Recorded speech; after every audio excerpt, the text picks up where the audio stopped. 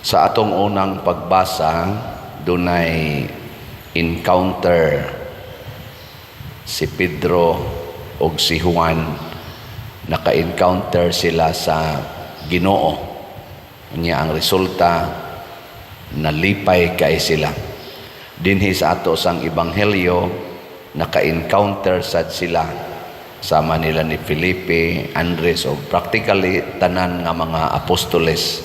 Naka-encounter sad sila sa Ginoo, nalipay kaayo sila. Una, hastang mga tao perting lipaya, himuo na gud nilang leader si Jesus. Ambot senador baka ilang pilio na to, congressman baka o mayor o gobernador baka, basta gusto nilang himuong leader si Jesus.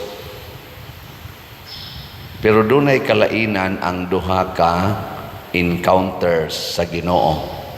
Ang dinhi sa atong unang pagbasa, gidakop sila, gipriso o gilatigo. Diri sa atong ebanghelyo, nakasinati sila nga ang pan nga 5 kabuok o ang isda gip-multiply ni Kristo o nakabusog, nakatagbaw o 5,000 ka mga tao, more or less, o nakapuno pag yung 12 kabukag ang salin. Milagro ang ilang tawag ato. Kining unang pagbasa, unsa may tawag ninyo ani? Milagro sa ni? Unsa man eh? Among-among. Ana. Pero pulos ni sila encounter sa Ginoo. Kung kamoy papilion, hay may ganahan ninyo nga encounter sa Ginoo. Kanang milagro, miraculous encounter, or kaning daog-daog. Hay may inyo. Sana nga matay na mo diya. Ikasiyam naman girong adlaw sa atong nobinaryo. Unsa may inyong nakatunan gid ba sa siyam ka adlaw nga sige tagpamalandong niya ang ato rabang tema kay San Vicente Ferrer, lig-on og sulundon nga kauban sa mga magpapanaw sa paglaom. Kaning encounters Ginoo mao man ni makahatag na tug paglaom, pero dunay duha ka klase sa encounters Ginoo. Sa unang pagbasa, giamong-amongan sila, nakasinati sila inhustisya o physical pain, gilatos. Nya diri sa atong ebanghelyo, milagro ang gipakita sa Ginoo. Nakuan gyud na nidaghan ang pagkaon, nasubrahan pa og 12 ka kanini ang bukag. Hay may ganahan ninyo ani kanang milagro o kining kasakit. Mga yawanon mo. Basta milagro gani inyong pilion, atong pilion, peligro tang mayawaan. Mao na ang gusto ni Jesus dili ang milagro. Mo bitang ang mga tao sa dihang kuhaon na unta siya aron nga mahimong leader kay makamilagro man day siya, nisibat si Jesus. Kaya nga naman, dili na mao ang atong gikinahanglan kanang milagro. Muna, kung 60 ang kilos bugas niya na ay makapahimong 20, ganahan ka ng mahimong leader? Ganahan ka? O kisa ko tayo dili ganahan. Pero sa atong sitwasyon karon sa Pilipinas, og mahimong ang bugas nga nindot o klase, mahimong 20 ang kilo, murag milagro. Murag milagro. Nyag dunay politisyan nga maghimo ana, nagmilagro na siya. Ayaw nagpilia. Kaya nga naman, ang milagro, panagsara kay na mahitabo. Dili na permanente. Unsa may permanente sa atong kinabuhi? Ang kasakit. Ang kasakit. Kamong mga asawa, sa inyong encounter des inyong bana, unsa man gyud galabi, kalipay o kasakit? Ay mo pamakak diya. Kay kung ako sang pangutan-on ning mga bana, maupod na ilang tubag. Kasakit. Oh, maingon ang mga bana. Atong kuan, magpasalamat dito no kay atong gahapon 57 kaparisan ang atong gikasal sa mass wedding. Pakpak lang, pakpak. Ako silang gipa primero, ako silang kanang inig kuan ba kanang ginonitize kamot. Akong giingon, kamong mga bana, kupting tuong kamot yung asawa niya, ang inyong wang kamot igakos sa hawak. Mura nagpanagana. Naku, ipiit ka nang wa na ihangin. Una pa ni ana ba? Mura lag nihikap lag gamay ba? Naku, kana untang, di ba? Ako, nakauyab ang kusuna. O muhikap ko sa akong uyab. Piit, ginadritso. Kay, nindot kay na. Pero karon, sus, luag kay hinikapan. May ka mo mga asawa, sigihan pa magpiit o gako sa inyong bana. Oh, pugson no na kayo. Na. Kay di man guta gusto kasakit. Niya ako na sa silang gipaingon pag-ana sa singsing. Nako, mga bana, gaksag hugot inyong asawa. Na, why hapit ni gakos eh. Ako pag yung gibalik-balik. Niya pag human sa hatag sa aras, na ingong asawa akong dawaton, ako dahil giingnan, mga asawa, hagki inyong bana, naglingi-lingi po, kaya murag mauwaw ba? Mauwaw na ko, mauna ni ron. Kaya nga naman, doon na naman god sila yung mga discontentments nga nahipos ba? Mo nang usahay, murag magpanagana na kaglabing-labing anang tao nga murag bitag nangandoy na ka nga nusa man ni matay ni buang dakon. Daghan kay ubos ba? Pero kana daing kasakit mga igsuon, mao gid nay the best occasion nga maka-encounter ta Ginoo. Mo na si San Vicente Ferrer, daghan kay ni siya kasakit nga naagian. Ug iya nang sungasong hangtod siya namatay. Ug tungod ni anang iyang kalig-on batok sa mga kasakit, daghang mga tao nga dunay mga kasakit muhupay ug masulbad tungod ni San Vicente Ferrer. Ang mga apostoles daghan sa kay kasakit nga agian, mo na tungod sa ilang kasakit nga giantos, makahatag sila kahupayan ngadtos mga taong dunay mga kasakit. Si Jesus maugay labaw kaayo og si Mama Mary, porting daghanang kasakit gyud hangtod sa paglansang sa cross. Mo na hangtod karon the best gyud nga healer sa atong kasakit si Jesus og si Maria. Munang doon tayo gitawag Alliance of Two Hearts. Mo na inindot kayo. Kanisad si Saint Atanasio, gitawag mo ni natog one of the fathers of the church. Buutan kay ni siya, nindot kay ni siyang muwali, may kay ni siyang mupasabot, matinabangon pa kaayo, pero unsay nahitabo sa iyang pagwali sa pulong sa Ginoo, gisakit pod ni siya maayo tungod kay ang mga leaders atong panahona do na may gitawag og heretical belief. Kana bang murag dili kayo Kristiyano nga belief ba? Kanang Arianism nya ni hari man atong panahona. Unsa man ang Arianism? Philosophy na siya nga gi-embrace atong Arios nga usa man ting ito kapari nga niingon nga si Jesus dili tinuod nga Ginoo. Tao ra si Jesus, dili Ginoo, dili divine. Nya kita kay moingon man ta si Jesus tinuod nga tao o tinuod nga unsa na atong gisulti? Unsa na nga tuog na mamo diyan? Tinuod nga Dios o tinuod nga tuo mo na. Gilingay imong tupad. Ing na mutuo ka nga si Jesus tinuod nga Dios, nya tinuod sad nga tao. Why otro san mo na naglibog. Kana lang ganing moingon ko ganang mag-counseling ba? Nya maghilak-hilak na akong counselan kay sakit ko no kayo nako. Tan-aw lang ni Jesus, sunda si Jesus. Moingon dayon, may man to siya pader kay Ginoo man to. Nako di oy, tao to si Jesus. Dili to tao si Jesus, oy Ginoo to. Kada bang i-separate nimo ang pagkatao o ang pagka-Dios ni Jesus? Mao na ang Arianism. It's either ingno nila si Jesus nga tinuod nga Dios pero dili tao, or ingno nila nga si Jesus taong matuod pero dili sa Dios nga matuod.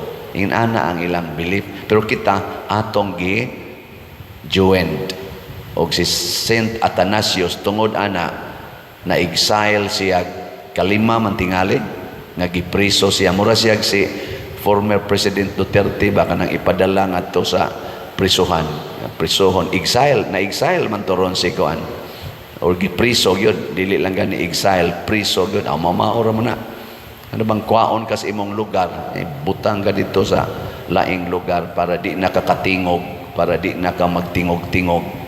Ana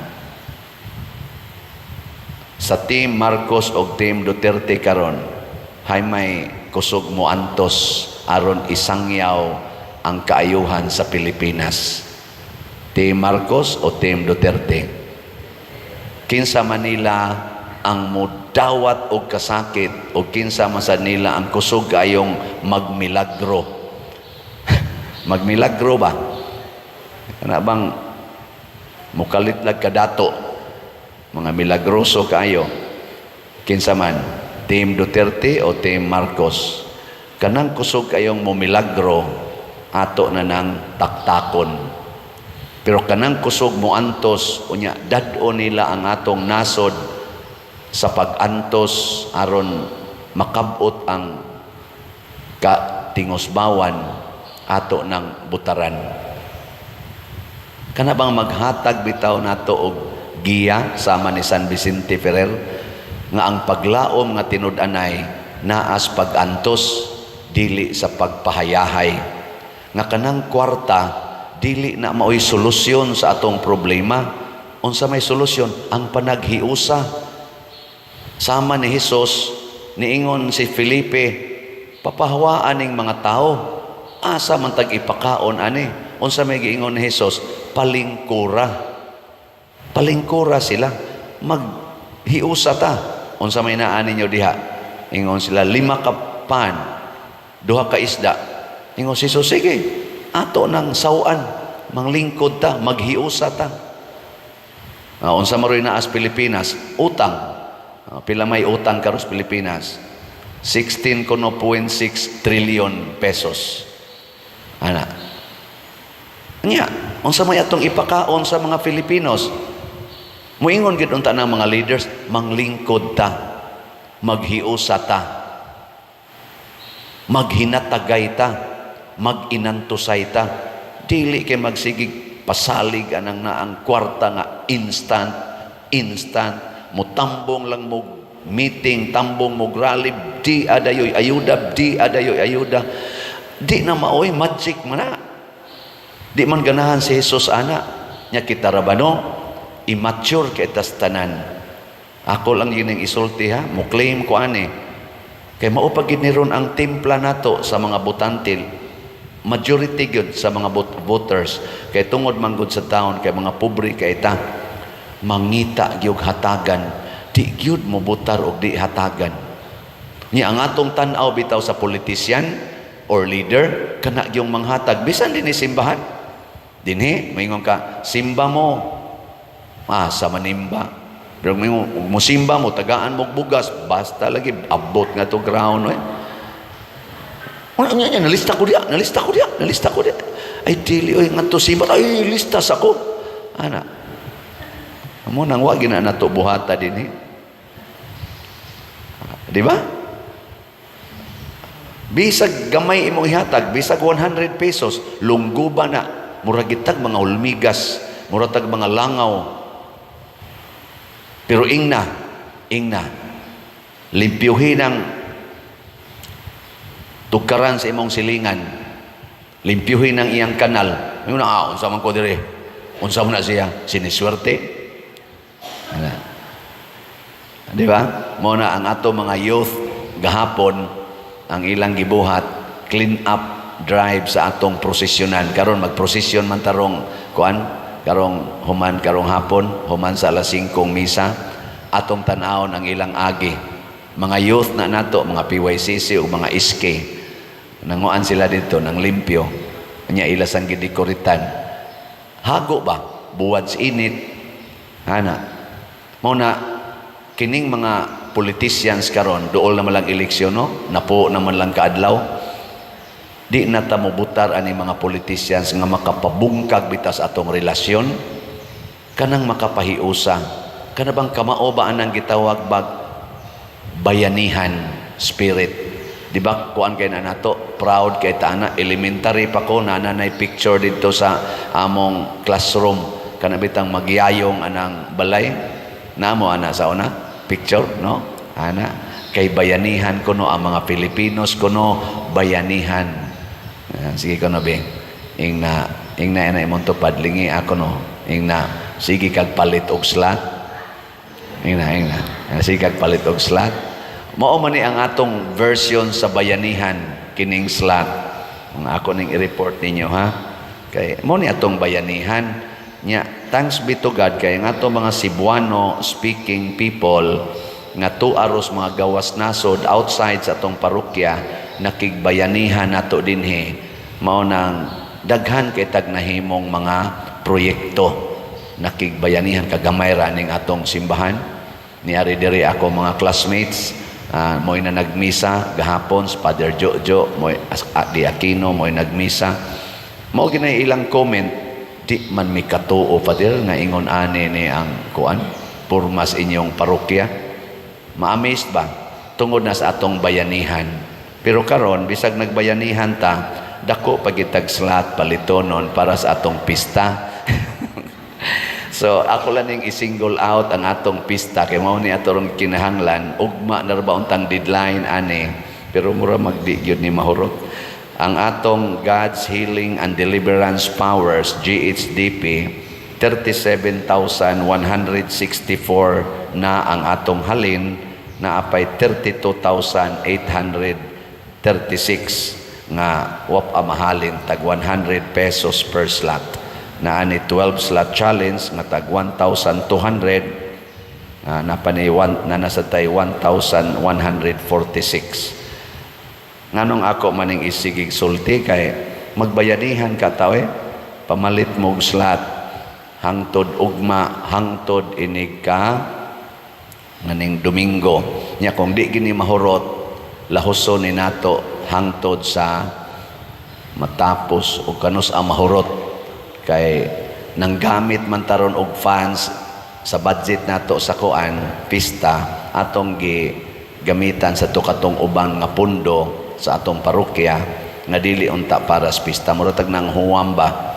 atong giana ato sa to siyang ulian mo nang sige lang gitag palit og slot kamong makigbayanihan makigdamay sa mas mga apostoles sige lang gitag apod-apod ginagmay-gagmay gipikas ang pan gipikas ang isda mao ni ang Eucharistia mao ni ang atong pag bahin-bahin sa lawas ni Hesus. Salamat kayo pakpakan nato ato mga slaughters salamat kay tanan nya nalipay pod ko kay gahapon nang hatag tag 8 kalitson atong gitagaan to katong para sa mass wedding naka-secured gid ta niabot nang at naman tay 15 ka slots para sa litson tag 15,000 ang ato na sang nahalin 8 na ka litson nya napay 7 para na sa nakarong pista napamodihay 15,000 i-donate in town diri kay palit na nato litson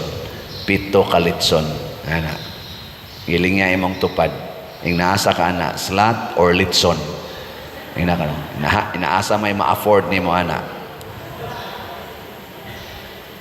niya karon sad alas 10 mao ang atong pontifical mass with Archbishop Jose Espalma naasad tay igsuon dinhi nga mao gyud ga kuan ga paluyo aron matukod ning atong simbahan o kining lambo ni atong community hangtod karon nag-birthday karon ato sang iampo si Brad Boy Mantuhak atong pakpakan si Brad Boy happy birthday Brad Boy sila mooy sponsor aning atong ako lang gining specify di man tatik specify og sponsor pero siya mo sponsor iyang pamilya aning atong misa with Archbishop Jose Espalma nya isip iyang celebration ang tanan nga motambong kuno dad-o niya ngadto sa paniudto.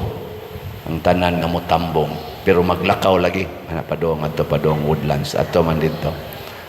Ana diha ba na dako diha nga kuan sa may Woodlands na dako nga hall diha. Nya nganong iyam nang gibuhat sa iyang kalipay nga nakaabot siya 64 og nilambo ang atong community dinhi. Pero kay bawo ba mo kasakit nga naagian ni Brad Boy og sa iyang pamilya? Kay bawo mo? Di na lang na nato hisgutan. Grabe ang kasakit nga ilang giagian sa pag-alagad aning parokyaha. Pero kay ni padayon man nakasinati siya karog kalipay og ang iyang pamilya nga di gid niya ma-explain. Mao nang ang iya ra gyud i-share ko ning akong grasya sa akong birthday. Ako sa dinhi nasakitan sad mo kay bawo mo sa akong kasakit dinhi. Hangtod karon, daghan oy, pero wa sa jud ko moundang mo nang ni kasinati sa tarog kalipay. Mo nang musige ra jud ko ingon kasakit pa more. Kay ang kasakit lagi maunay nindot nga okasyon aron ta makasinati sa Ginoo. Kamusad naasa ninyo yung nasakitan sa inyong pag-alaga dinhi. Hasta mong namalit og mga slots, naasad mo'y kasakit. Pero padayon tagpalit, padayon taghiusa. Matod pa ni Kristo, kitay mo pakaon, bisag hapit wa natay pagkaon. Kitay mo palit og slot, bisag hapit wa natay kwarta. Matod pas usa nato kabayar, hangtod karon pader, pobre lang gyapon kaayo mi. Pero ang akong gibati sa una, bugat kaayo ang among kakabos. Pero karon nga magsigi kog palit labing minus usa ka slot kada buwan. Ang among kakabos gaan kaayo ug daghan kay kog kalipay nga nasinati karon.